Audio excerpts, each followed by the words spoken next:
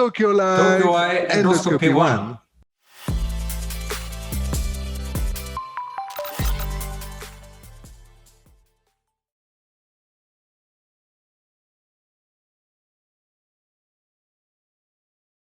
Hello.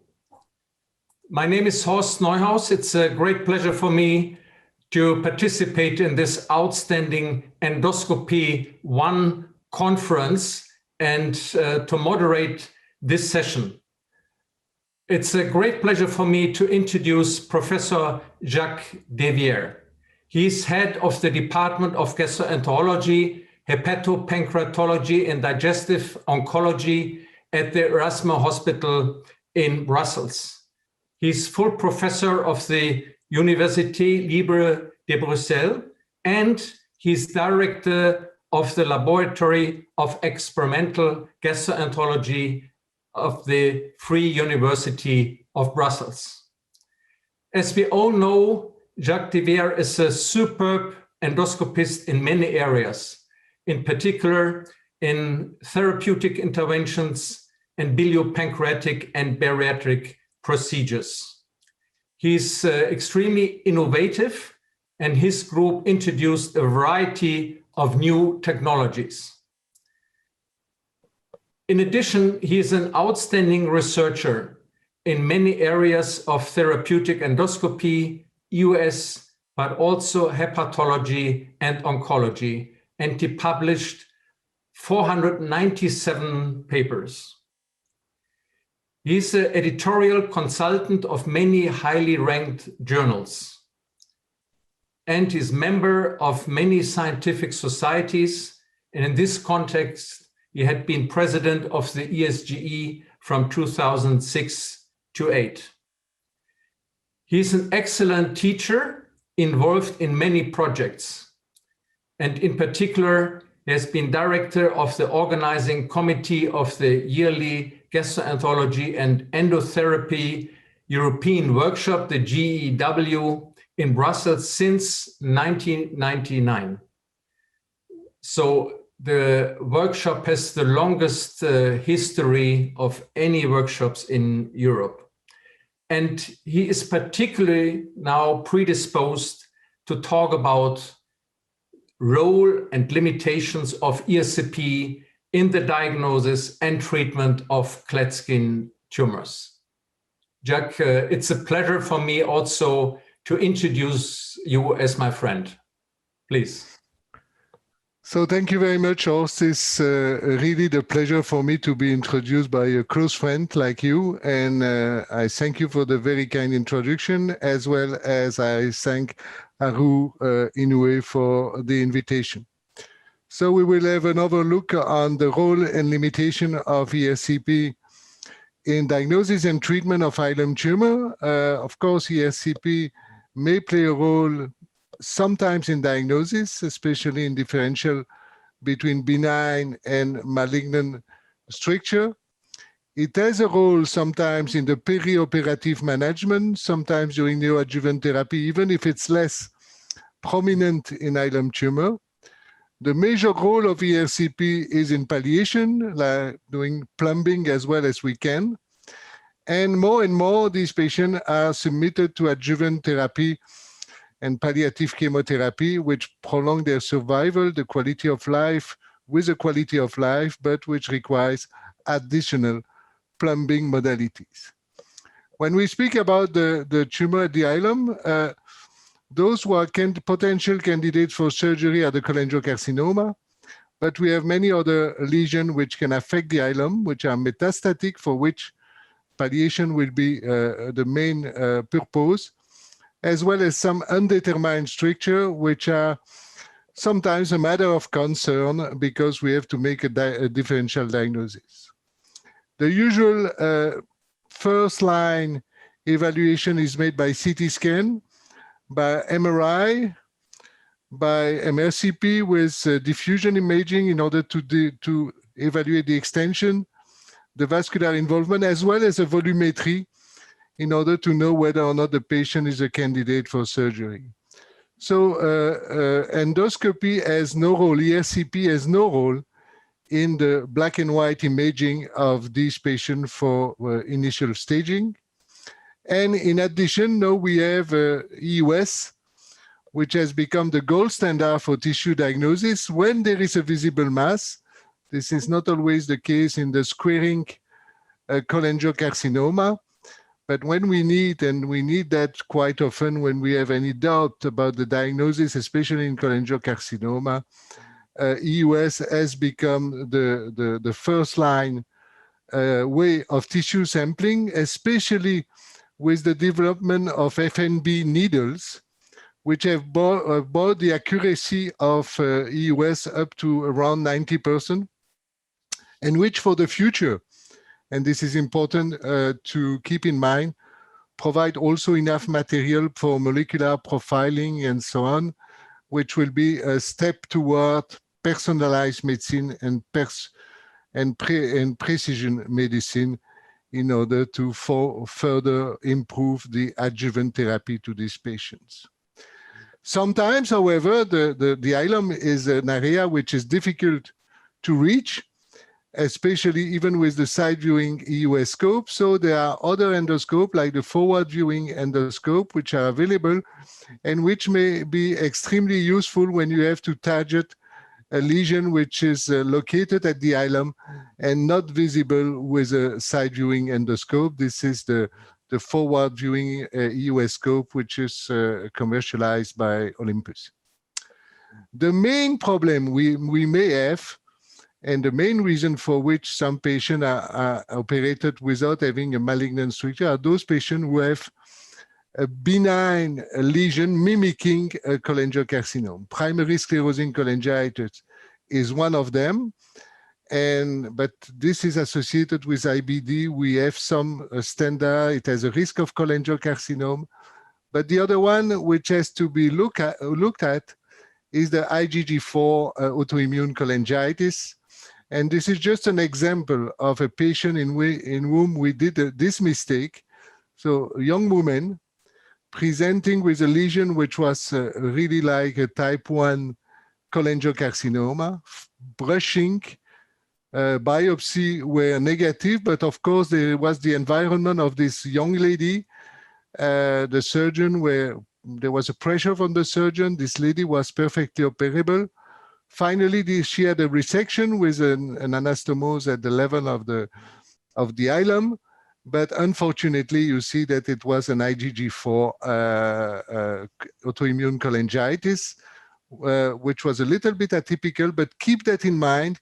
In case of doubt, the challenge with steroid therapy can be extremely useful because this patient may have a regression of the lesion within 15 days, and it can be associated with PET scan or diffusion imaging. So cholangioscopy is, of course, the way to make further differential diagnosis. Some years ago, it was done with the cholangioscope. This is the Olympus cholangioscope, which were very good in imaging, a little bit less good for sampling, but they were very fragile and not available in every place.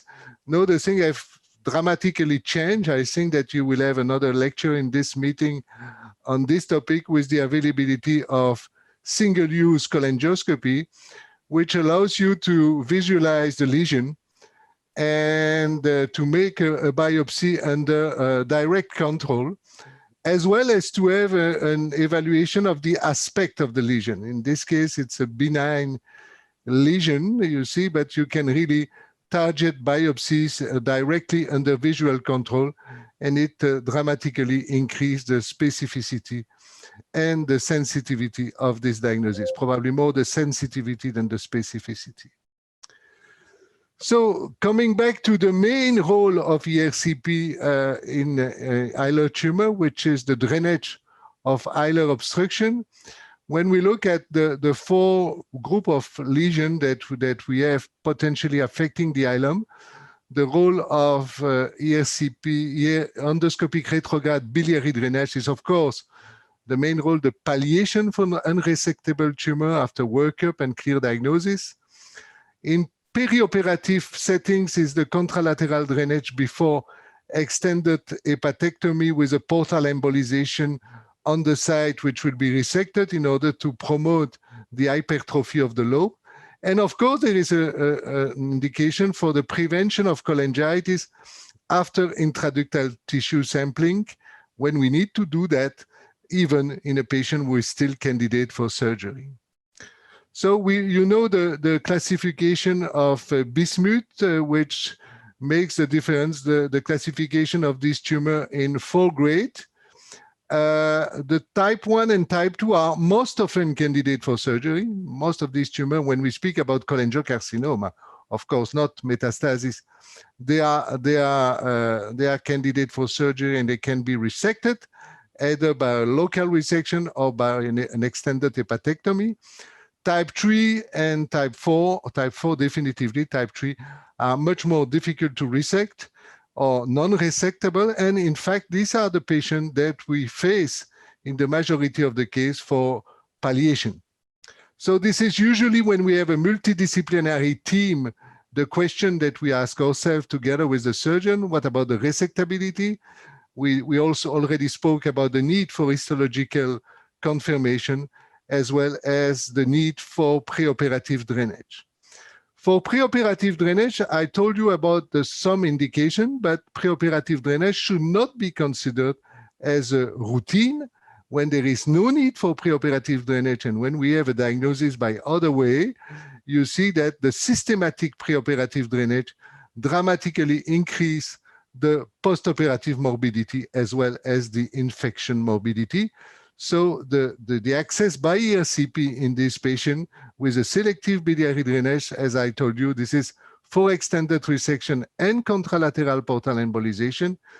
If neoadjuvant therapy is planned, very rare, but it's coming, and to prevent cholangitis after tissue sampling. So the next question is how to drain these lesions. Do we have to use endoscopic, percutaneous, or even US-guided drainage? Percutaneous drainage is sometimes useful or sometimes mandatory. Do we have to use multiple stents? This is a long question. Do we have to use plastic or metal? I think that this question has been answered quite obviously in the literature. Just one word about PTC, because we are endoscopists and very often we consider PTC as something which is not so good for the patient. This is not true. When it's done in very expert hands, especially in advanced tumor, you see that the quality of palliation of cholestasis is better than with endoscopy alone. The question, however, is not to use endoscopy alone. If we drain this patient on the long term, PTCD has to be part of the possibilities of treatment. And very often we may have a lesion like this one, where you see that we have 2 stents which have been placed for palliation of a cholangiocarcinoma. The patient developed cholangitis. And then to place a 3rd stent, we need a rendezvous technique. So we need a percutaneous access, which can be done in our place as well, and in the place of our moderator. We do that ourselves. Sometimes we have to ask our friends, radiologists, to do that. The first step, however, should remain the endoscopic transpapillary drainage. There was a randomized multicentric trial which was started by the Dutch consortium, which was comparing the endoscopic approach and the percutaneous approach as a first approach in patients with potentially resectable hilar malignancy. This randomized control trial was stopped after the end of inclusion, before the end of inclusion, because of a higher mortality in the PTC group, including 3 casualties before surgery, and a trend for an higher preoperative cholangitis. So if we need a drainage in a patient with potentially resectable, then probably the endoscopic approach should be chosen as a first line. So the bilateral stenting is a very old story. I was publishing on that almost 35 years ago. We were placed for this bilateral stenting, but probably is not really the right question, because bilateral doesn't mean anything in the patient that we see more and more. In fact, those patients need very often to achieve a complete drainage or drainage of more than 80% of the liver more than a bilateral stenting because the surgery is more and more aggressive, and it's still the only way to cure patients, especially to cure patients with a cholangiocarcinoma. So this is the minimum we say when we have a patient for long-term palliation. This is this type bismuth 3A, where we need, if we have two stents, you see that there will probably be a segment, a group of segment of two segments which will not be optimally drained. So either we place 3 stents, or we know that we will have to come back possibly if the patient survives long term. Just a small word about this story of bilateral stenting. This was a retrospective study that we did, as I told you, more than 30 years ago, with obvious bias. There were only plastic stents used at that time, but you see that in a series of 70 patients with type 2 and 3 stricture, the use of 2 stents was associated with an higher, longer survival, and more importantly, decreased procedure-related mortality. And the incidence of late cholangitis, which was, of course, more important at that time when we were treating the patient with plastic stent and not with metal stent for long-term palliation. The group of Greg Haber a few years later did a little bit the same, also on a retrospective study, but there was also one of the pioneering publication on that, and they demonstrated that when you opacify one lobe and you place 1 stent, or when you opacify 2 lobes and you place 2 stents, the rate of cholangitis is relatively low. But when you opacify 2 lobes and you place only 1 stent, when you have an incomplete drainage after opacification, then the rate of cholangitis becomes extremely high. So after that, there have been a lot of discussion. Probably unilateral drainage may be sufficient for initial palliation, but then it should be targeted prior by ERCP in order to drain the larger part of the liver.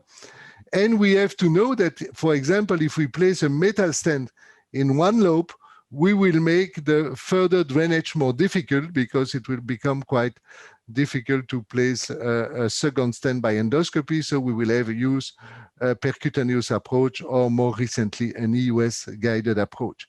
So altogether, this has to be always considered in the setting of a procedural planning, considering the chance of long-term survival of the patient, discussion with the surgeon, but also with the oncologist.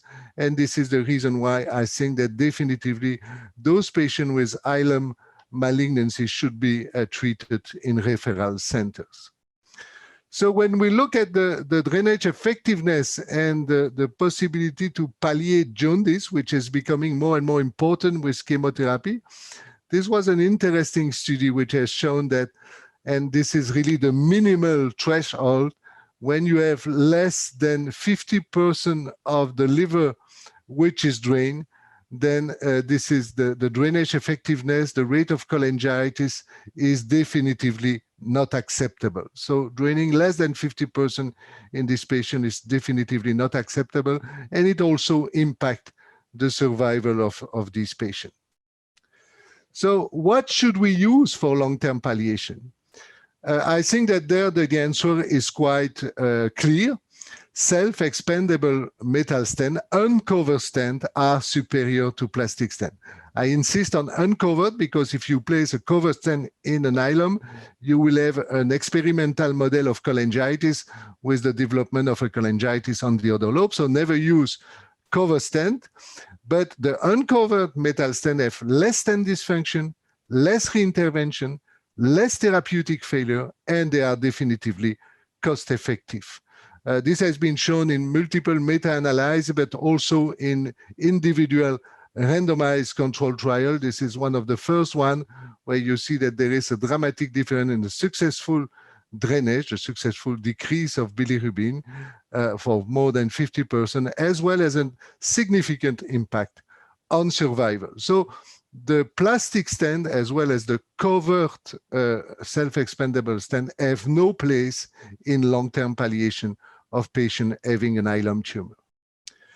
About the bilateral stenting, these controversies, as I told you, were lasting for 40 years.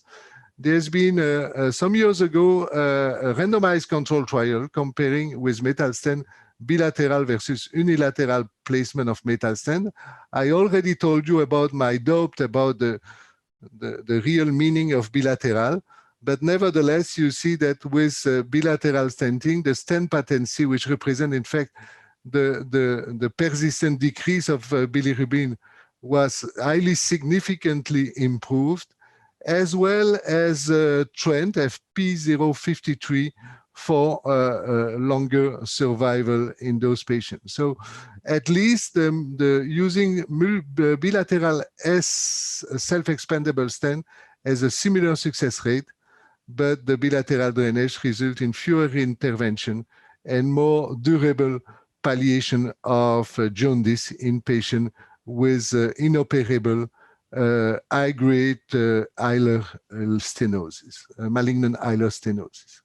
So the last point is that over the last 10 years, the palliation of hilar cholangiocarcinoma has known the rise of aggressive and effective chemotherapy, cisplatin and gemcitabine. They have significantly increased the median and progression-free survival. But for applying this chemotherapy, we need a bilirubin which decreases at less than 2 times or 1.5 times the normal values. There are some local ablative therapies which are emerging, but in bifurcation tumor, they require contact with all tumoral segments, which make their application quite limited. We will speak very quickly about that. And very often, when we discuss with a patient, in the first step, we place plastic stent when we don't have yet a decision for surgery. When there is a decision, if we have to take biopsies and so on, when there is a decision which has been taken, then the patient will undergo a drainage with metal stent, uncovered metal stent. But unfortunately, this is not always possible to place 3 stents like in this case. Of course, you always show the best cases. And this is also possible now that to complete the drainage by other approach, we spoke about PTC, but EUS is another approach also. This is an example of a puncture on the level of the left lobe of the liver with an injection of the left lobe and the placement of a stent, a transgastric stent. The hepaticogastrostomy is probably one of the best way to complete the drainage when the problem is localized at the left lobe. The right lobe is probably much better targeted by PTCD. And this is an interesting study which has been done by the group of Mark Giovannini.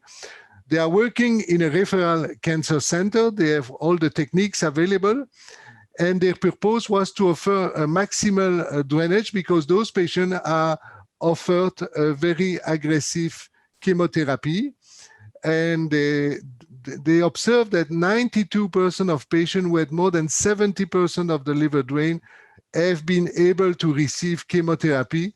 And this was much more than 44% of those with less than 70% of the liver drain. So very advanced therapies, but patients who can survive a longer period of time. But you see that for achieving this maximal drainage, they had 40 patients with an ERBD only, most had ERBD at least at one point, but only 40 out of 60 had only ERBD, and in 1/3 of the patient, they had to associate PTCD and or EUS biliary drainage. So this really illustrates that for long-term palliation in a referral center, you must have all the techniques available, not only the PTCD, but also the EUS guided drainage. This is a very important message, and you see that this percentage of drainage may impact on survival.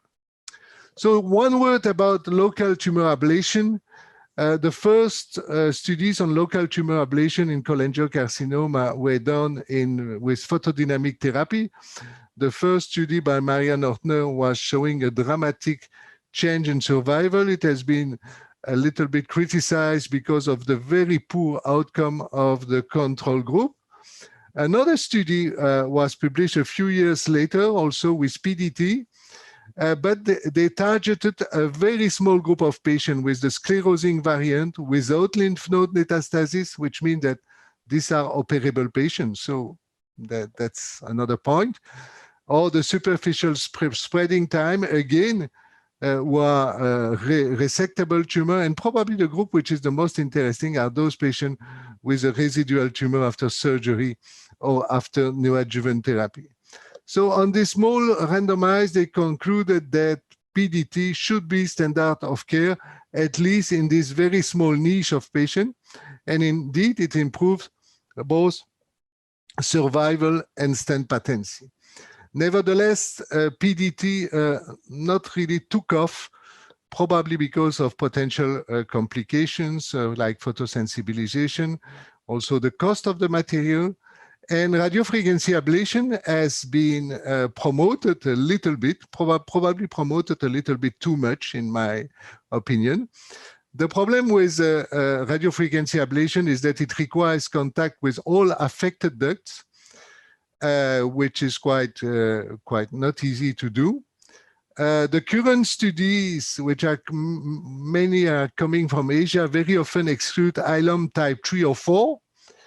So that means that they deal with ILOM type 1 or 2, which patients who, in our standards, are candidates for surgery. So they should be limited only to those patients who are not operable, and there are probably less and less patients who are not operable.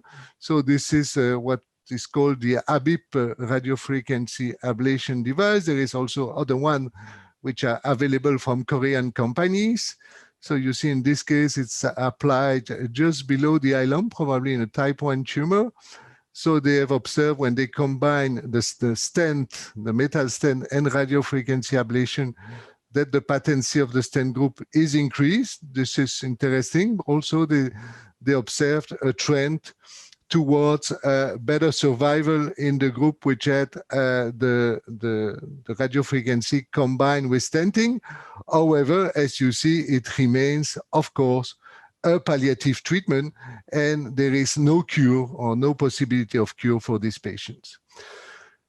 So as a summary, this is a little bit the message that I wanted to give you about the palliation of hilar tumor as well as the diagnosis, the role of ERCP.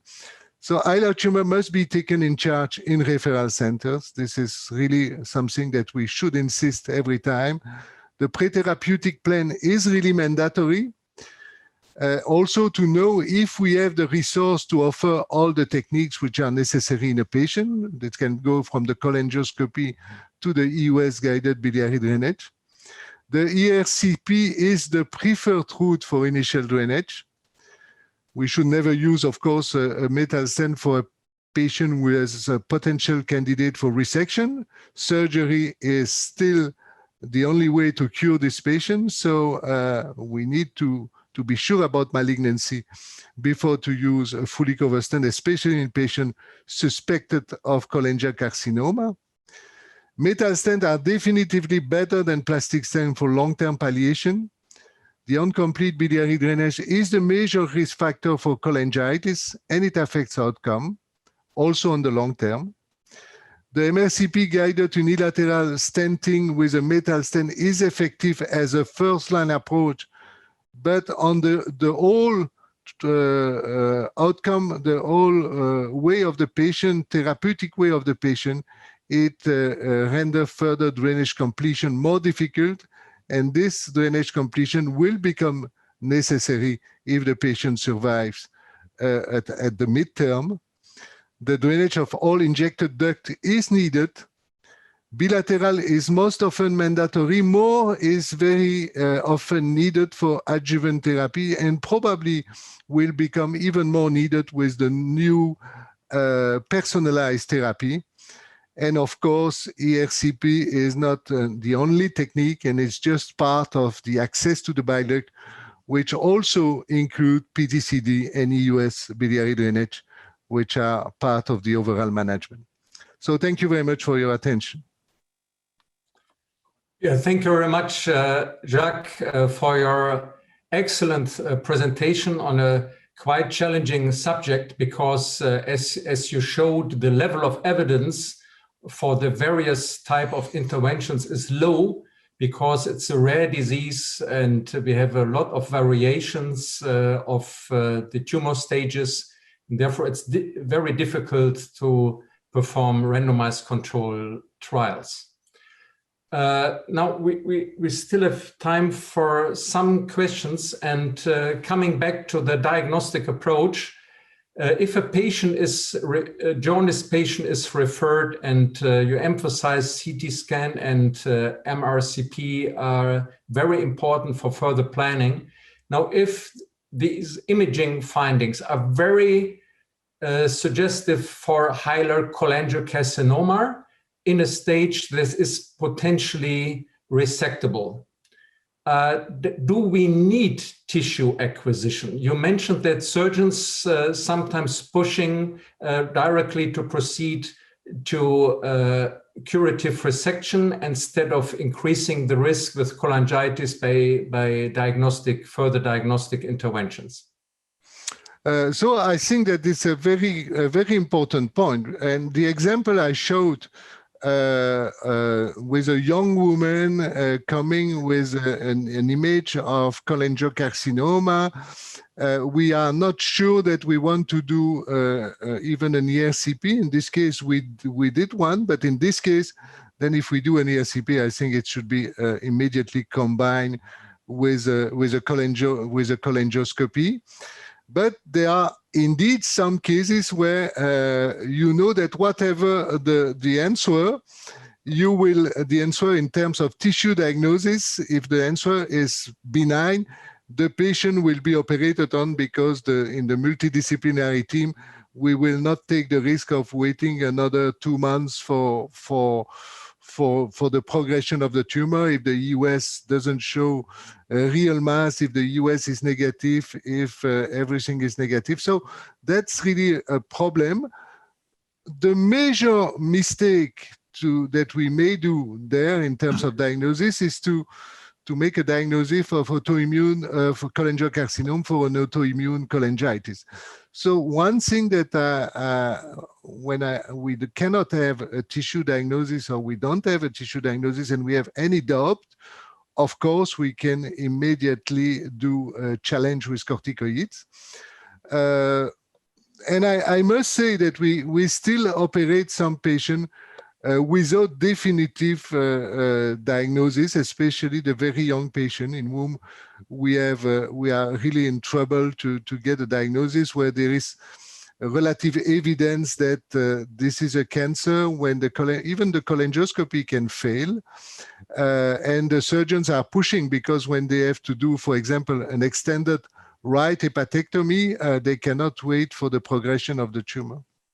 Okay, so let's assume we agree that we would like to have tissue acquisition to exclude, for example, IgG4 cholangitis in serum-negative cases, of course, or we need it for palliation to proceed to chemotherapy. Then we need, of course, tissue acquisition.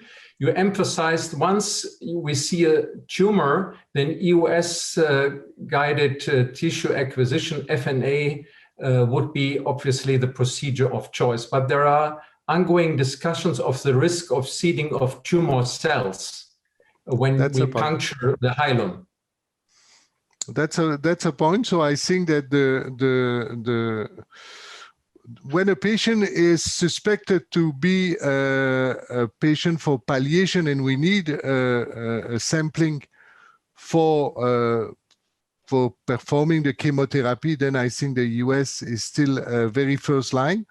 And I agree that we need tissue sampling, and then the role of cholangioscopy and the role of endoscope transpapillary guided tissue sampling is probably more prominent in the group of patients who are still candidates for surgery.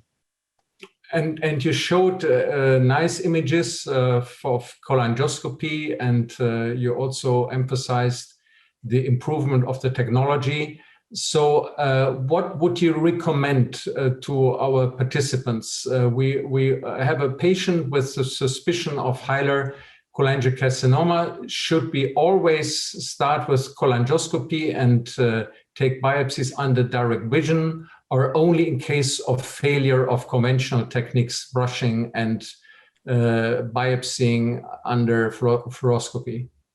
So as you know, the group of Pierre Depré has published that maybe it's also more cost-effective to proceed in such cases directly with cholangioscopy without repeating the procedure. This could be an option.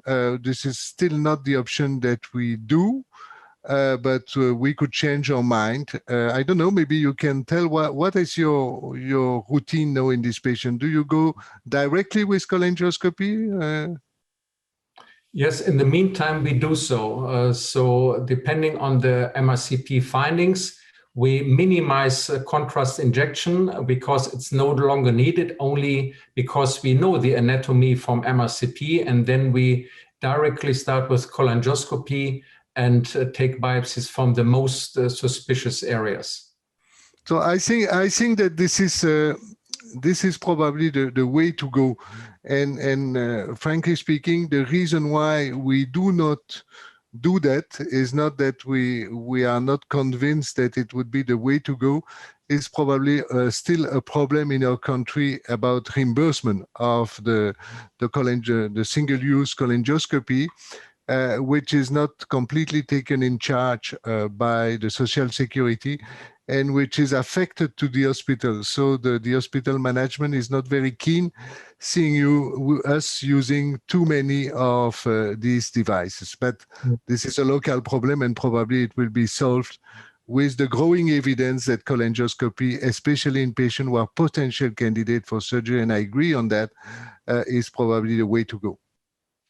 Yeah, and you also recommended the precise preoperative imaging, in particular using MRCP, to plan how which parts of the liver have to be drained depending on the volume of the obstructed liver lobes. So let's assume if we would like to drain more than 50%, we would have to drain the right anterior, posterior, and the left side. But during the ERCP, we can only, let's say, cannulate the left side and the right anterior, but we fail to approach the right posterior. So if we implant then uncovered metal stents, then it may be difficult in case of an incomplete improvement of the liver function or development of cholangitis to drain the posterior lobe at a later stage. And in these cases, SEMs block the hilum. So this is, of course, easier if the left side remains undrained, because then we can proceed to EOS-guided drainage. This is indeed, but you answered the question. This is indeed the problem. I prefer, if I'm in trouble to drain the whole lobe, I prefer to try to complete the drainage of the right lobe, for example, and sometimes the left lobe is a little bit more difficult. And if the left lobe is undrained, with the development of EOS-guided biliary drainage, is not so much an issue anymore. If we are unable to drain this is one of the pictures that I showed, to drain the complete right lobe, or if the progression of the disease makes that we have to go to drain, for example, the posterolateral segment, then indeed the problem is to go in between the stents when we have to do a rendezvous, which is very often quite difficult because the guide wire has the tendency, even manipulated by a percutaneous route, to go through the meshes of the stent. Sometimes it's possible to advance in between the two stents, but you need to have at least two stents in place. If you have only one stent in place, for example, on one stent on the right side and no stent on the left side, side by side, then you have no chance to come again alongside the stent. But when you have two stents in place, also it can be possible to complete with such drainage. But sometimes we have also to go through the mesh of the stent to do a rendezvous with a drainage, which is not optimal when we have to dilate the mesh of the stent and to force the passage of an expandable stent through the meshes of the stent. This is also one of the reasons why I don't like too much the stents which are the Y stent, because they are definitively imposing to place only two stents. Nevertheless, these stents which are the Y stents, sometimes you know that there is one of these stents which is with less meshes at the level of the hilum. And with these stents, if you place, for example, in the case that you mentioned, one stent to the left, one stent in a bisegmental area of the right, then by percutaneous route, you can again come through the mesh and take the advantage of the fact that the meshes are not so tight at the level of the hilum. So this might be the only indication for such Y stent as the first approach. Okay, thank you very much for this important recommendation. So we are at the end of this state-of-the-art lecture session, and again, thank you very much, Professor Devier, dear Jacques, and also the director of Endoscopy 1, Haru Inoue. It was a pleasure to participate, and good luck for the remaining part of the conference. Thank you, and bye-bye. Thank you very much.